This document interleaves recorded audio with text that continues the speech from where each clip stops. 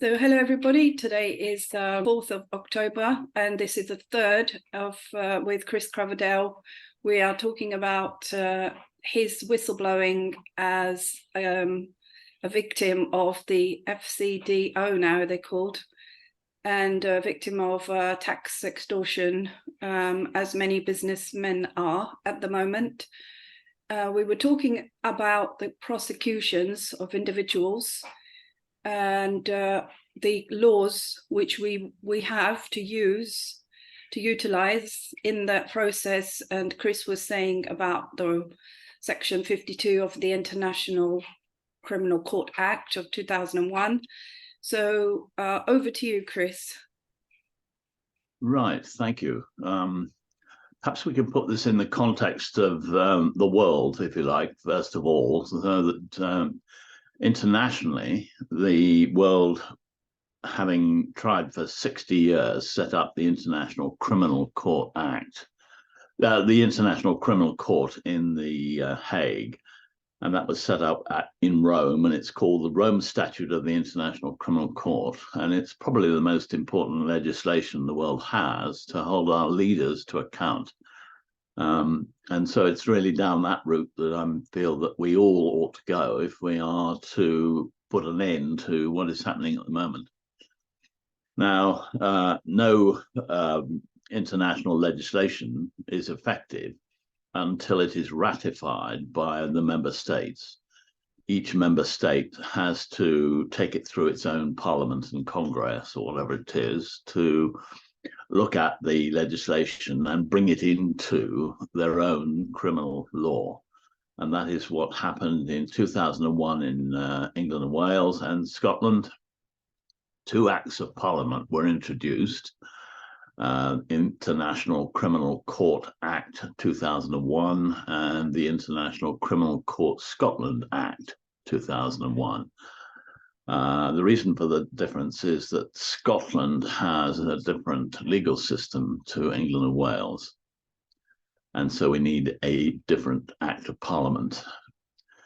So the key issue to do with the International Criminal Court, and the important part of it, is that it holds leaders to account for the problems we've got, the wars,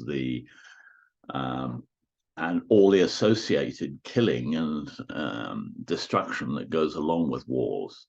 And it is specifically designed to hold leaders, that's heads of state, members of parliament, and others, every civil servant, every law enforcement officer, and every member of the public comes under the law and is accountable, or can be held to account, both in their own country, and if their own country fails to do the prosecution, it can be transferred to the International Criminal Court in The Hague.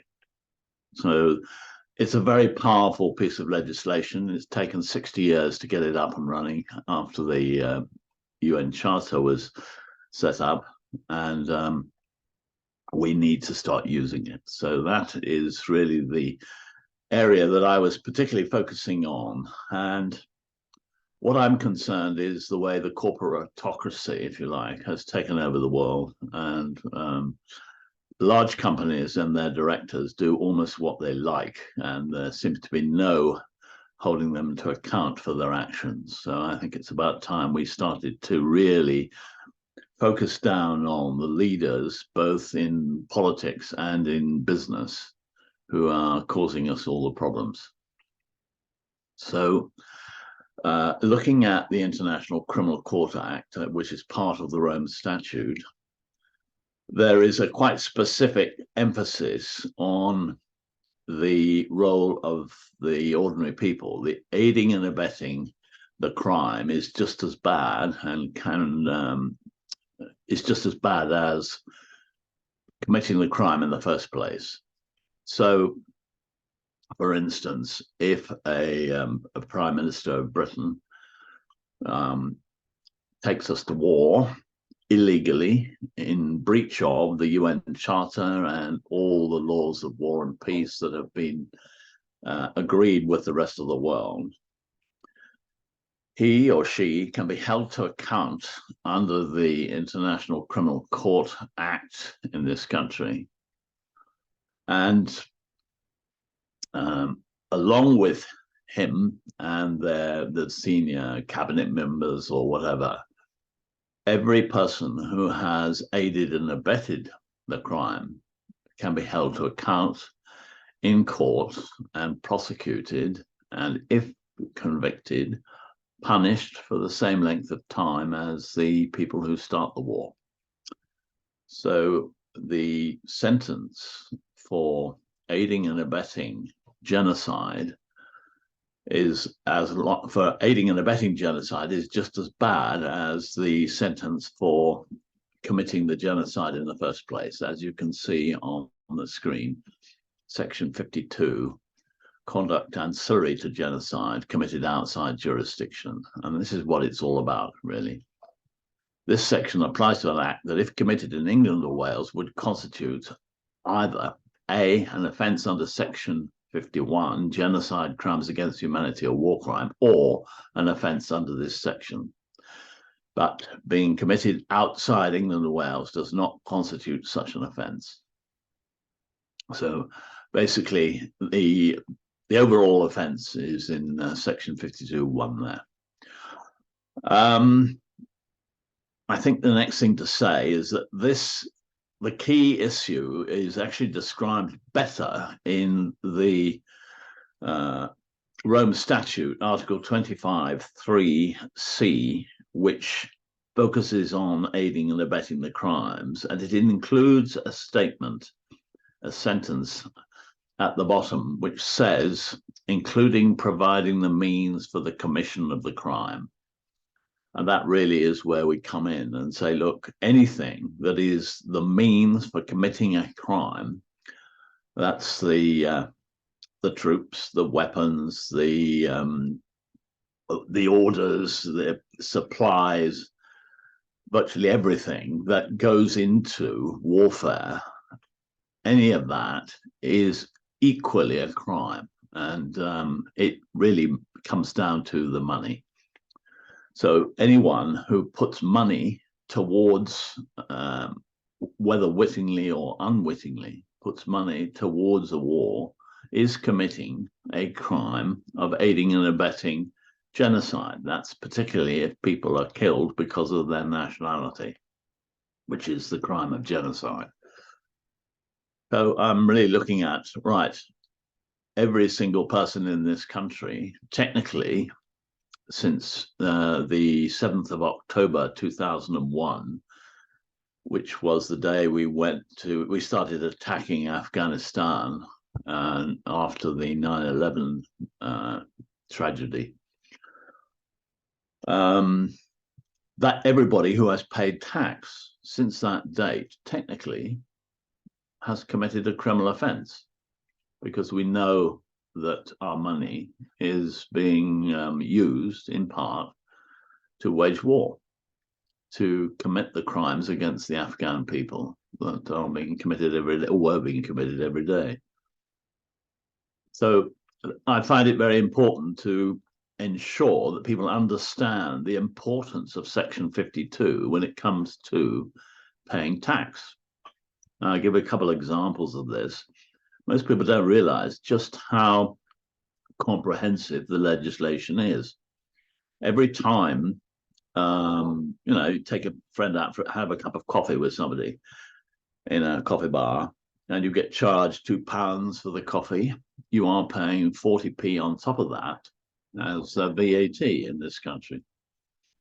Now, of that 40p, you know that 4p, 10% of all our taxes, is spent on warfare.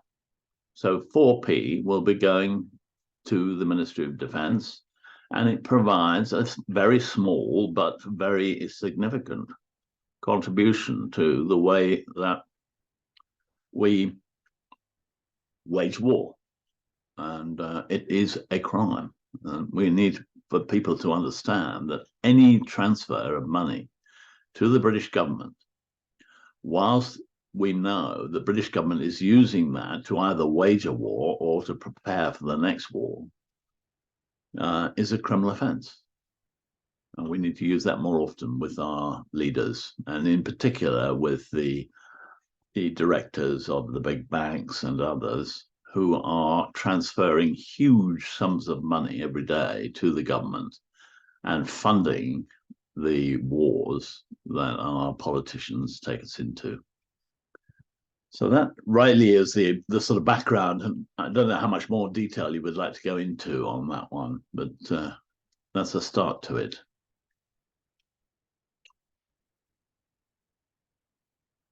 You're muted at the moment, Neelu. Sorry, I was going to try and link your presentation up till now to your website that was shut down. Hopefully tomorrow we can go through your website as to what you've tried to do to try to hold the government to account to stop the wars, but they're not listening. And then with these cooperatives, Lee will talk today about how we can take this forward. Excellent. Thank you. Over to you, Lee. Actually, could you answer first, Chris, how many cooperatives do you have at the moment set up? Very few. I mean, there's one or two in the process of being set up.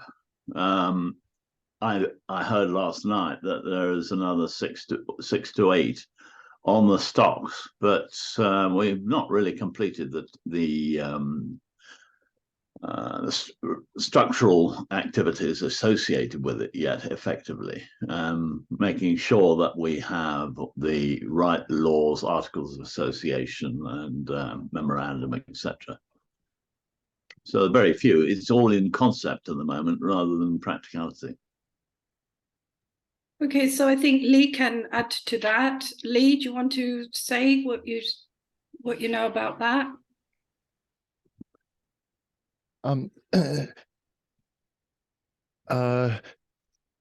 Companies House have a website where they list the requirements needed in order to establish a cooperative, and the fees charged are between £40 to £900 per cooperative, and they require a memorandum and articles of association and a constitution and officers. They need a treasury, a secretary, and a chairperson. Yes. So the people who want to form themselves into these cooperatives, which is a great idea, and I support it totally, they would best have a series of meetings amongst themselves to establish that. And they can get extra information. Yeah, they would have to work it out between themselves, basically. It's not fair for them to be dictated upon or told what to do. They have to do their own diligent research. And there's also Wikipedia, who helps provide articles that people can read and study about cooperatives. Yes, can I just comment quickly there? What we found is that process is the most important bit. It's the initial preparatory process of getting people together, making agreements to work together, and then looking through the criteria that will ensure that you are a proper cooperative and not a scam or anything else. And that process takes quite a lot of time. Now, what we've found is that it's most usefully gone through with Cooperatives UK. Now, they're the sort of coordinating body for all cooperatives in the UK. And there are 7,000 co-ops in the UK at the moment, coordinated by Cooperatives UK. And they've been in existence for a long time. First co-ops were set up back in the early 19th century. And so they have plenty of experience, and they help to coordinate support with other co-ops that are up and running already. So new ones don't have to reinvent the wheel every time, but do get useful experience transferred from current co-ops. So it's a very useful process, in addition to setting up the work at Companies House.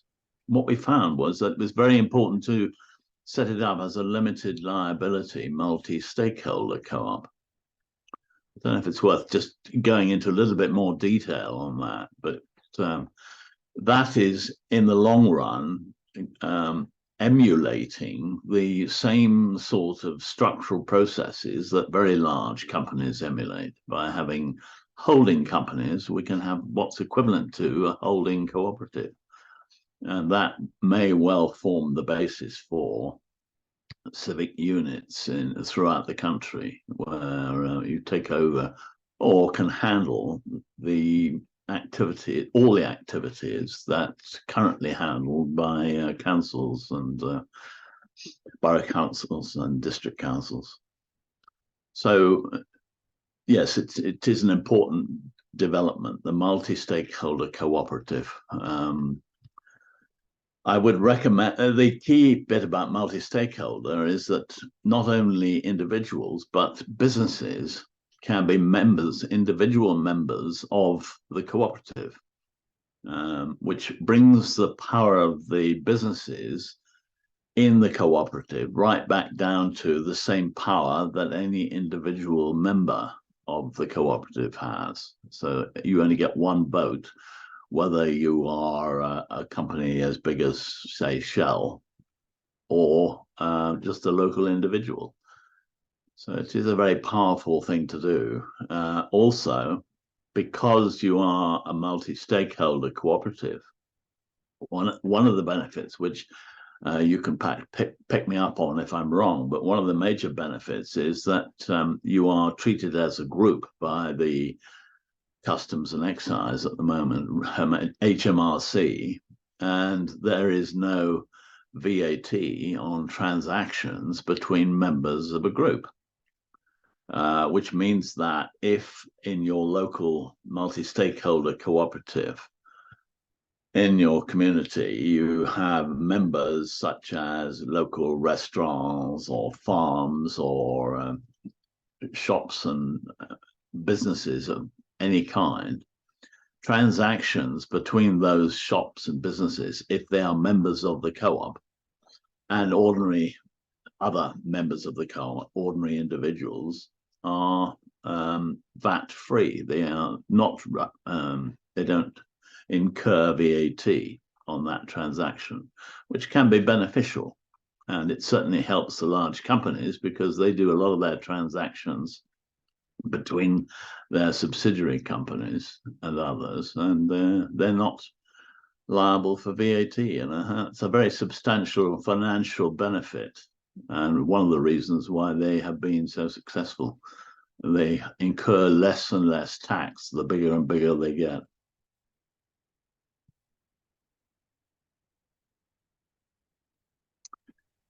The VAT threshold is 85,000.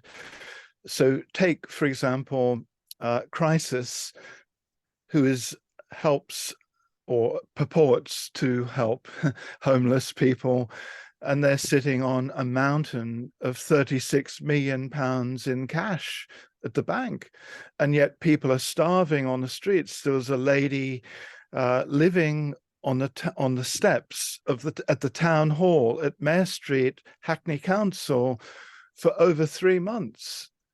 She was sleeping on the hard concrete. If Crisis truly cared, then they would have helped her. But they've got shops that make profit, big profit, and they have to charge VAT on the shoes that they sell, the clothing, the shirts.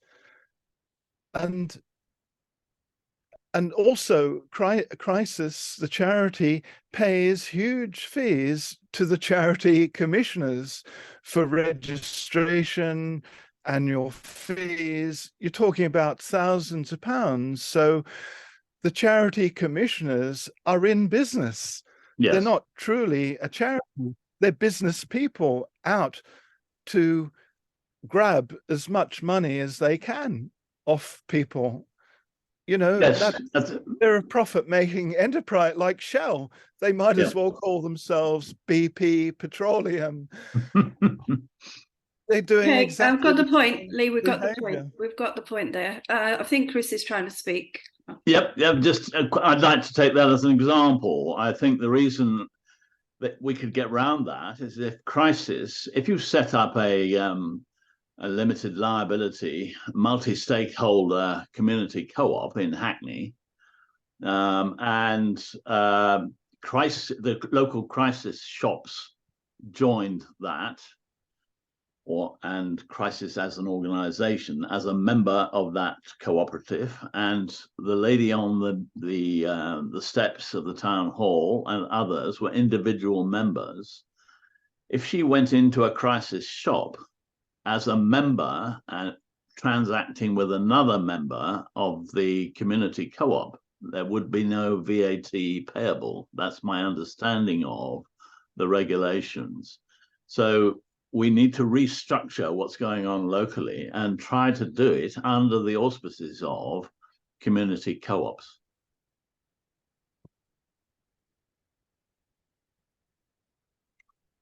Are we saying that the charities can become part of the cooperatives? Yes, anybody can become a co-op. I would not recommend anybody operating as a charity. They're far better off if they operate as a community interest company or a cooperative, community co-op, and they reinvest all their profits into the operations of the co-op or whatever, and they then have a far freer hand. They're not bound by the regulations of the Charity Commission and others. And that, as you say, the Charity Commission is really there just to make money, and it certainly makes things very difficult. You're not allowed to take political action if you are a charity. And of course, what's needed is political action. Yeah, that's a good point, Chris. And people who are quite poor, who want to improve the culture, they can be a kind of association cooperative, so they don't have to give their hard-earned money to Companies House as a fee. They can just be an association, a members association, and they can form their own articles of association, their own constitution. They can publish it publicly, and they don't have to pay a fee to any government entity.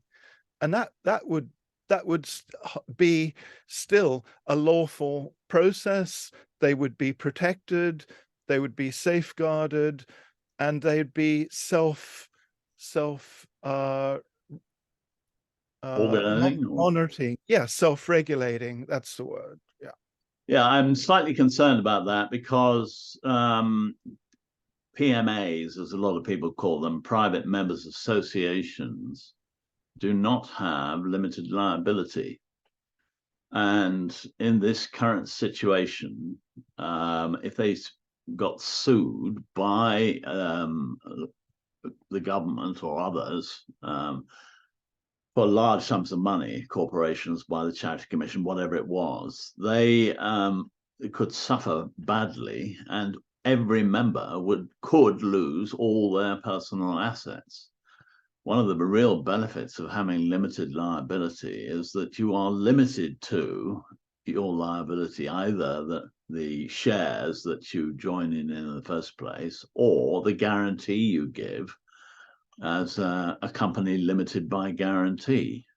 So that if, for instance, you, as an example, set up a community co-op in Hackney, you could set it up where all members have to give a guarantee of, say, £10 or £50, maybe £100, depending on the financial strength of the organization that you need. Now, if in the case it gets sued, it would be the cooperative that gets sued. If somebody has an accident and a child gets killed or injured or something like that because of the activities of the co-op, it could be sued, and it will be the cooperative that pays, not the members. And in the case that the fine was so big that it bankrupted the cooperative, the members at the very most would only have to pay out their guarantee. And if that was £50, then that's the maximum amount that you would have to pay out. So I do recommend, whatever you do locally, do it with limited liability, and particularly limited liability by guarantee. The reason for having it by guarantee rather than by shares is that if you have a company limited by shares, the individual shareholders own the shares, and a large, wealthy outsider can come in and make offers to the individuals, very large sums of money for their shares, and come in and take over the cooperative. So, and then it's not really a cooperative at all, and of course they can close them down. So, without mentioning any names,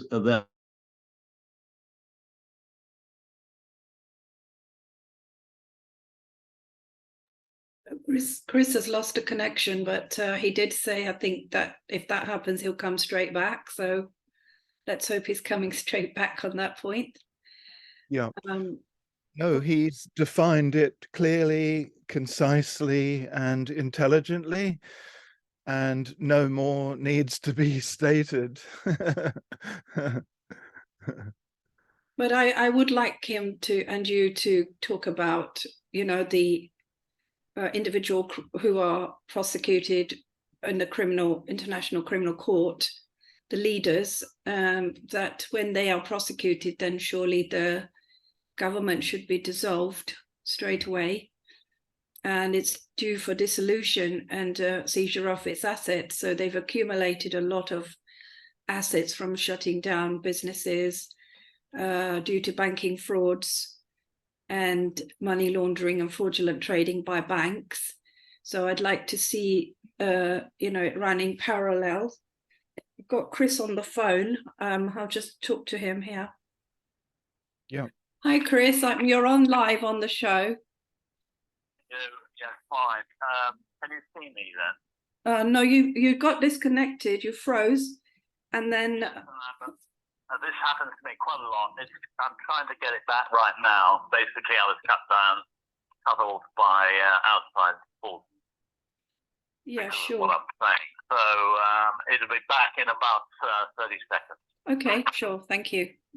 Wait. Somebody cut Chris off. He's coming back in a few seconds. I'd like to see us recovering our stolen money. I really would, Lee. Anything on that would be useful.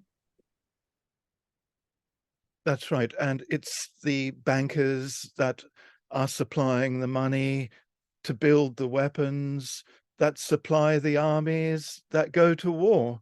So it's a domino effect. They're all within a self-contained chain, and the profits generated are enormous. It's all government guaranteed money, so they're not getting bad debts. It's like it's money for nothing, basically. Very little effort. The factories produce mass production, and they make massive profits, probably to... But my question is, Lee, how do we, now once we've established that there are criminals amongst our government, that they have laundered money, extorted money from us, which we do not consent to, and how do we, dissolve the structure that is the criminal as a priority before we set up our structures or, you know, we have all these laws. We have the International Criminal Court. We have the International Criminal Court Act, 2001. We know who the criminals are who committed these crimes. And we want to dissolve all corporations that those individuals have done their activities, criminal activities. We want to shut them down. How do we do that? Sorry, Chris, we were just filling in on that point. Over to you, carry on. Yeah, I can make a few quick comments, which is, number one, we may be able to get one of these multi-structured cooperatives to perform the prosecution. So it's a group of people. It might be 1 million people who are members of the cooperative, and therefore it protects the individual. You know, they're not going to come after you, Neelu, or me and put me in prison because I'm prosecuting somebody important. That's point number one. Number two, we do not use state lawyers and barristers who are brainwashed in the corporate ways of thinking. So we do it, the cooperative does it itself. So all the law is handled by the people, not by the profession. That's an important point. And I think Chris is trying to speak, Lee. Just yeah, we got the point. Over to you, Chris. Sorry. Yes, I agree with you there. And I think the important bit is that we don't have to destroy the businesses.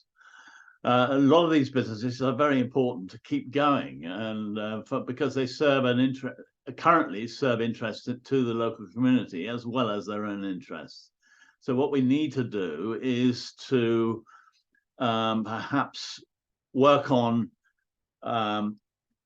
demerging them from one central large organization to local 650 local ones, you know, so that you get your local petrol stations and other things under your control rather than under the control of somebody in London.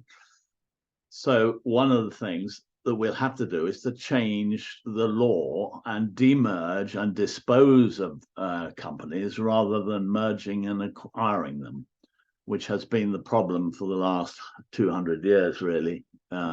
Mergers and acquisitions is the real problem why we have these central decision-making imposed on all of us. So we want demergers and dispositions rather than mergers and acquisitions. But going back to the prosecution thing, I think the real issue is that we can prosecute individuals in the system. So if it's council tax and other things that we're trying to say, look, it's a criminal offence to hand over my council tax, and the council carries on pushing for you to pay council tax, tries to take you to court, issues summonses and sends around the bailiffs and all the rest, we can start to charge those individuals by name in the council with criminal offences under both the Terrorism Act 2000, which is the paying for crimes, and the International Criminal Court Act 2001, both of which we've talked about. Now, if we get some of the low-hanging fruit first, we may be able to use the current system.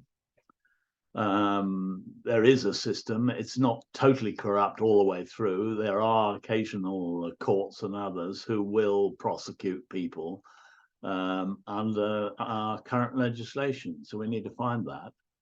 And I would recommend going for low-hanging fruit as well as some of the leading members of an organization. When a company director suddenly finds himself charged with conduct ancillary to genocide for paying a couple of £1 million in PAYE and national insurance, for instance, to the government, he or she will start to pay attention. they don't realize the implications of these criminal laws. Nobody knows about them in the first place, and certainly no one understands what they say and what they imply for the actions of every individual in this country, including the people who are causing the problems.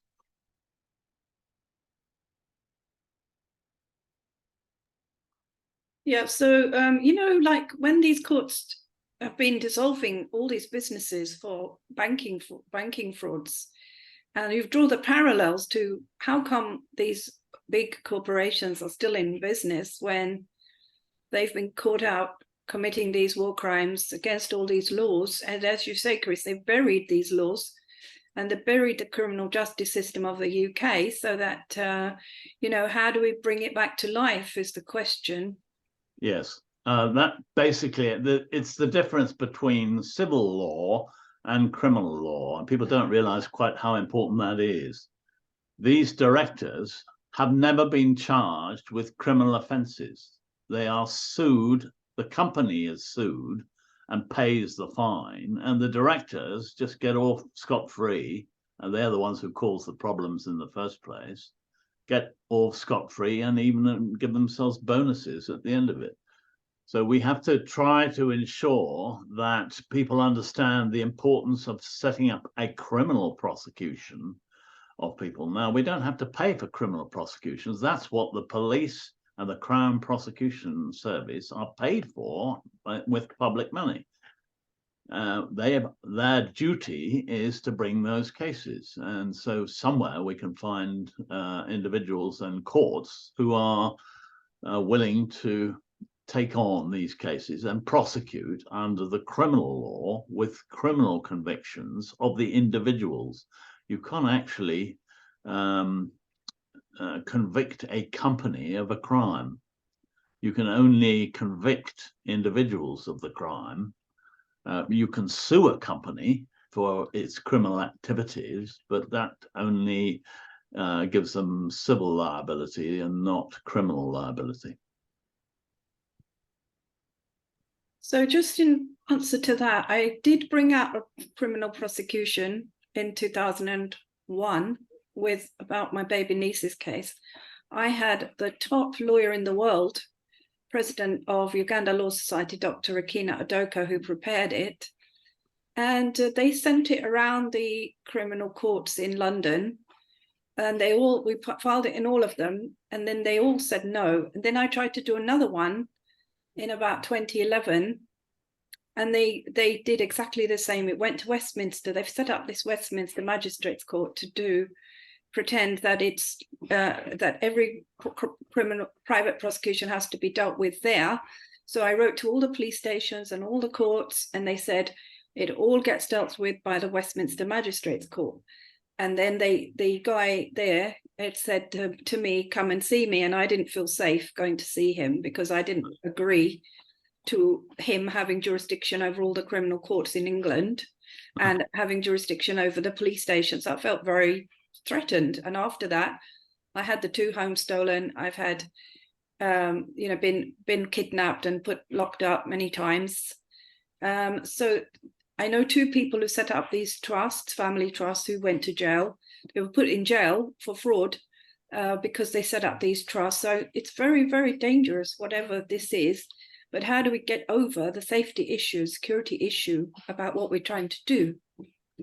I think what I've found is that the system that operates, say, at Westminster Crown Court or Magistrates Court is not the law.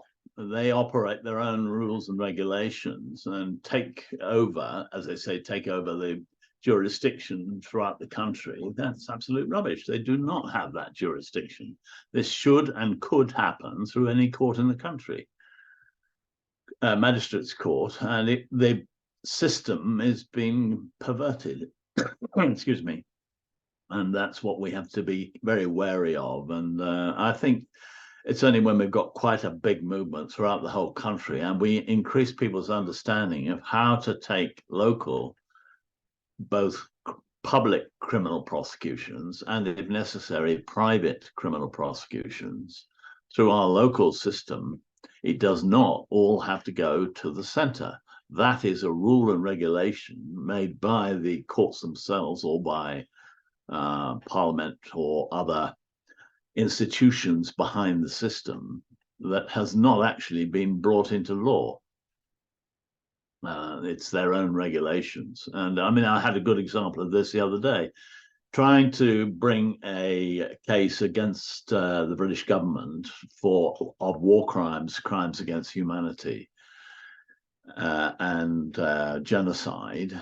One of the things that was quoted against the ability to do that is a document produced by the Ministry of Justice, which purportedly says that state officials have immunity. It's absolute rubbish. It does not apply. And so we get these documents from the ministry and from the centre that tell us one thing, and it is completely unlawful and wrong and false. And we need to call it out, really. Anyway, let's give it a go at some point. The only thing is we can keep going and keep trying, and at some point we'll make a breakthrough. Could I suggest that we have a national cooperative structure, so that there is one major cooperative, like maybe yourself and people like us, and then we have regional, and like they have, and then we have local. So that's very much the thinking we've been involved in, and we're looking at one national taxpayers cooperative, and it could even be international eventually, because this does apply in other countries as well. So if we're trying to set up a national taxpayers cooperative, maybe 65 regional cooperatives, taxpayers cooperatives, and hopefully at least one in every constituency. So we have 650 constituencies in Britain. And if we have a taxpayers cooperative in every one of them, we can really start to take back the power and have our MPs doing what we want in Parliament, not what they are instructed to do by their parties or by the government or their people who are paying them the money in the background. So, sorry, and then so once we have that structure in place with the bits inside, and then we could make a mandate for the International Criminal Court to do because we don't want to be attacked by this other structure, because it's got more resources. Yeah. Unlimited funds, you know. So, I mean, basically, I think one of the first moves is to stop the money, which goes right back to the tax thing. If a court stops getting paid, they will lose all power, and we can bring that back. So that the flow of money that goes to these various corporations and institutions and individuals is fundamental to this, and we've got to stop that right at square one, which brings us right back to the tax resistance movement, basically.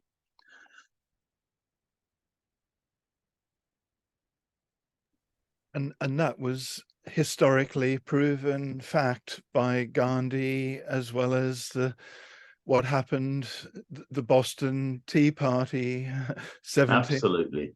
76. So, but it needs, millions of people to participate, and it needs to be popular. People need to want to do it. They see the value, they see the worth and the effectiveness of it.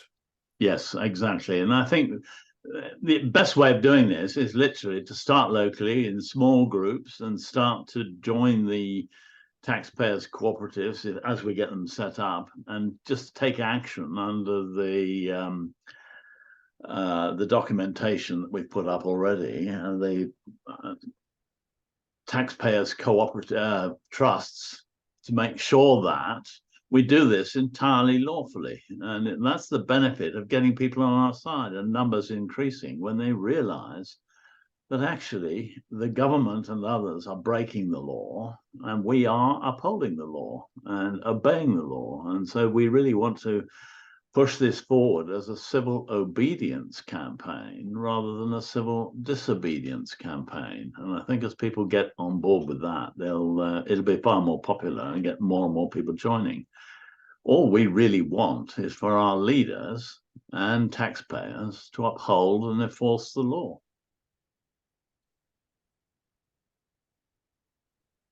And to, not invade and continue to invade and create more wars. Exactly.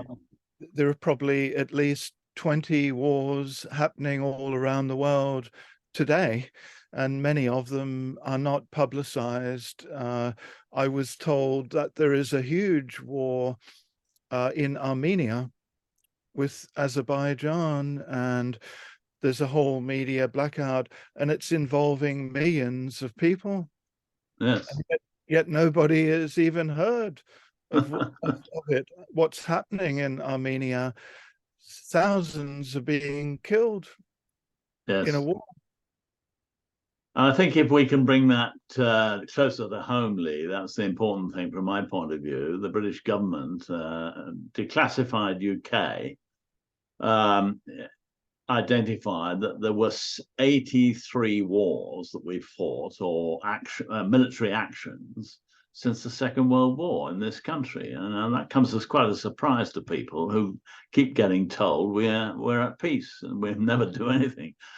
Quite the opposite. We are one of the most militaristic countries in the world, and we need to start here, stopping every single action by our troops and politicians that is causing deaths overseas and deaths here, actually. And there's a lot of subcontracting of military and explosive experts from England to other countries, so that the politicians can whitewash themselves, and the Department of Justice and Defense can say, "Oh, we're not involved," but they are. They trained these 100,000 people who have marched into the Middle East, who are conducting the war. Yes, there must be 100,000 ex-British military trained personnel. So if I can just take on from all those points, is that surely the International Criminal Court has failed in its mandate and remit for the last 20 years at least, since it was set up. And as Chris said, they've only actually gone for some African leaders. Surely that they're unfit for purpose. Surely those judges need to give their undertakings to comply by the UN Charter, and our cooperatives will be able to, the national ones, will be able to hold those courts to account for failing in their, to actually aiding and abetting the crimes of those wars and genocide by their incompetence and their impotence. Yes, I think it's important to realize some of the regulations of the Rome Statute of the International Criminal Court are causing the problem, because the ICC is not actually allowed to take out a case against, say, a British citizen, a minister of state or whatever, just off its own bat. What it has to do, and there is an article in the Rome Statute that says this, is that we have to prove, if we are trying to bring the case in Britain against one of our leaders, we have to prove that Britain is unwilling or unable to bring the case itself.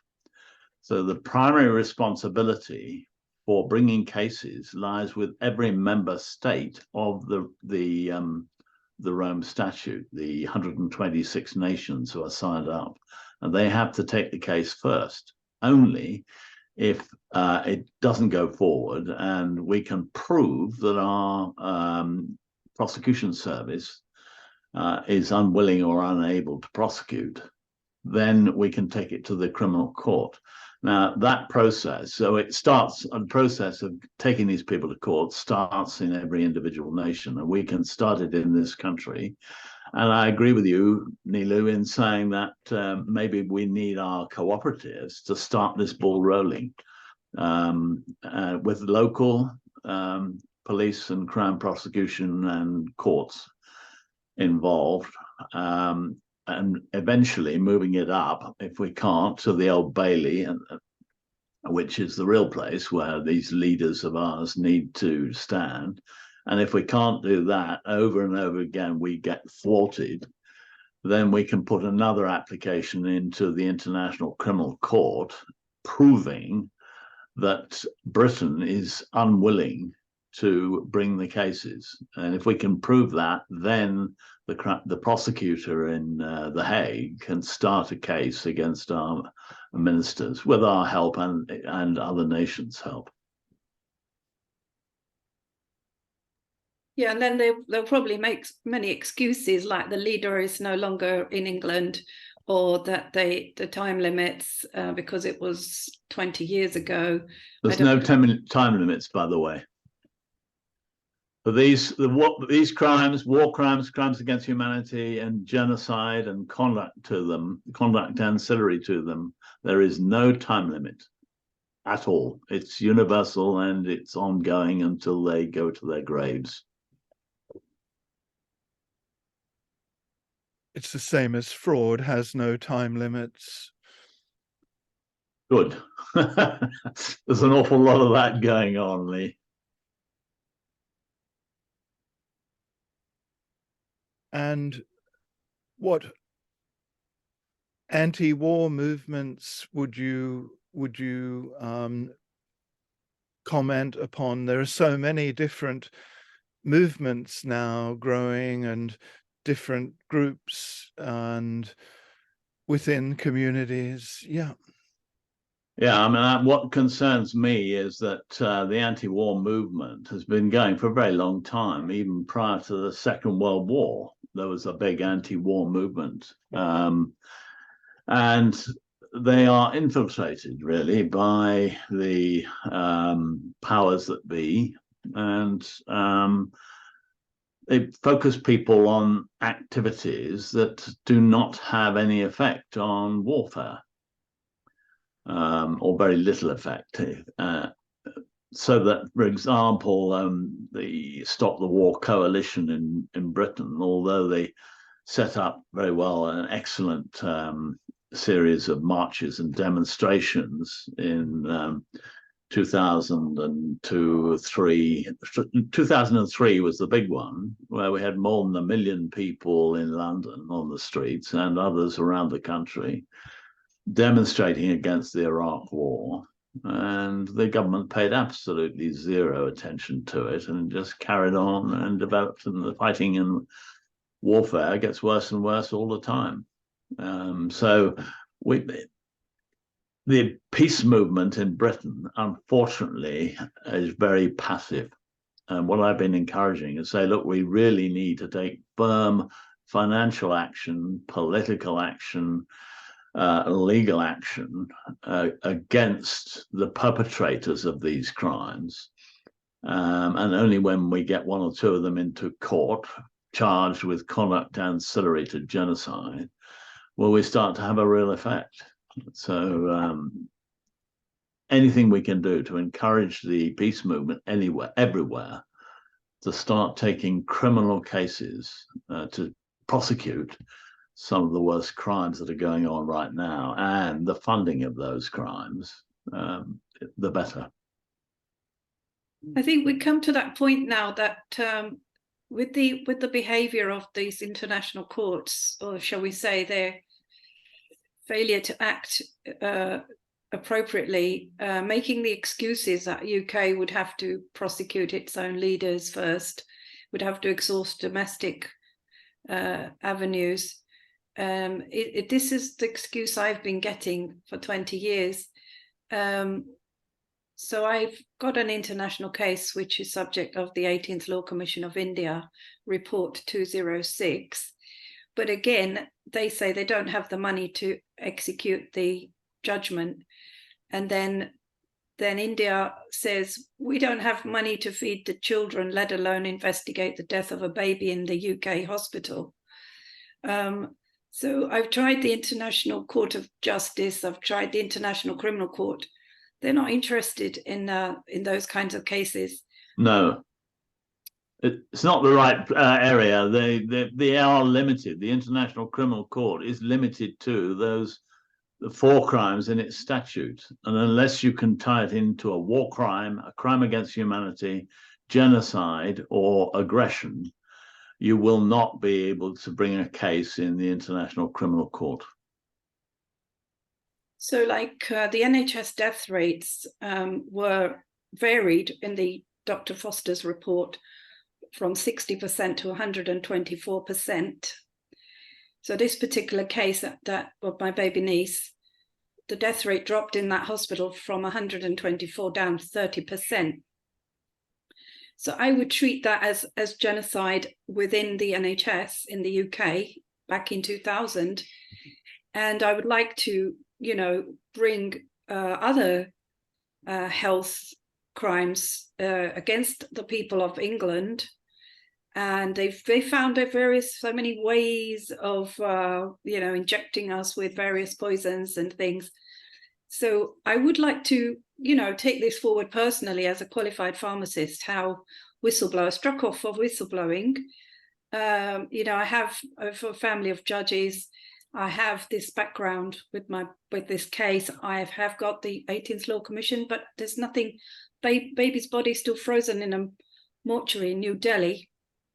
It can't move forward because they say they don't have the money to set up magistrates' courts in India, in all the states in India. It's pathetic. Yeah. 100,000 dowry brides are being murdered outside the states. If you don't die in the same state where you live, there's nothing done about it. And then you have the babies being put in orphanages. Big girls, because of the dowry system, it's too expensive. They put them in the orphanages, millions of girls. And all these scams going on with this baby trafficking. So it's a horrific platform that we're dealing with. Yes. Get a call here. I think, yes, can I just add a couple of things there, Neelu? Until a few years ago, the International Criminal Court Act 2001 and the International Criminal Court Scotland Act 2001 did not come into force in this country until I think it was September 2001. So anything prior to that date on the crimes of genocide that you're suggesting initially was not able to be brought to court. But I noticed recently that this has now been backdated, and so you may have an opportunity now to bring a case, but you have to prove genocide. Now, I think that's a possibility, and I would recommend having another look at the International Criminal Court Act, Elements of Crimes Regulations 2001, and the references to, there are 5 or 6 different definitions of genocide, and the genocide by killing definition in there is quite specific. There are 4 elements, and we talked about it before, of genocide by killing, and if you can prove those elements with evidence and witnesses in court, you have a good chance of convicting somebody of genocide. Excellent. So we're going to look at your website tomorrow, Chris, which was shut down. And so is this a good time to wrap up? Yeah, I think it is. I need to get on with something else soon. So I'll be happy to come back tomorrow. Again, tomorrow I will be limited to about 55 minutes. I've got another activity on immediately afterwards. Great. Thanks very much indeed. Any last words from anyone else, Lee? I'd very much like to have a word with Lee about this, the trusts and other things, which if you've got a handle on some of that, that would be very useful, and I would like to work with you on it. Yes, you're more than welcome, Chris, and we can continue on when the recording has finished. We can continue on Zoom or by email and so on. And I'll just stop the recording now for now. Sorry. So I just Okay. stop.